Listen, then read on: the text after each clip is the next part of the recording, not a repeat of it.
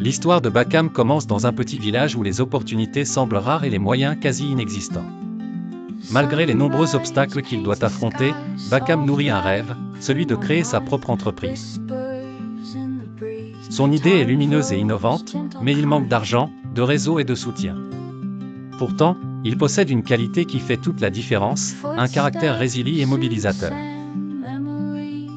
Autour de lui, on répète sans cesse qu'il doit attendre d'avoir plus de ressources, de rencontrer des investisseurs et de s'assurer qu'il a les compétences nécessaires pour réussir. Cependant, Bakam choisit de ne pas écouter ces voix de la prudence. Au lieu de ça, il décide d'avancer avec ce qu'il a déjà, ses mains, son esprit vif et sa capacité à surmonter les blocages où d'autres échouent. Bakam commence par tester son idée à une échelle modeste. Sans attendre de financements externes, il saisit les opportunités qu'il rencontre sur son chemin. Il exploite son maigre réseau à la recherche de premiers clients, même avant que son produit ne soit pleinement développé.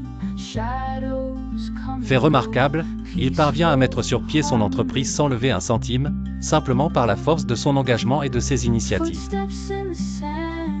Aujourd'hui, l'entreprise de Bakam prospère magnifiquement, générant des milliers d'euros de chiffre d'affaires chaque mois. Cet incroyable parcours démontre que la réussite repose avant tout sur une santé mentale forte plutôt que sur des moyens financiers. La détermination et l'action avec les ressources disponibles ici et maintenant sont les clés pour transformer ses rêves en réalité.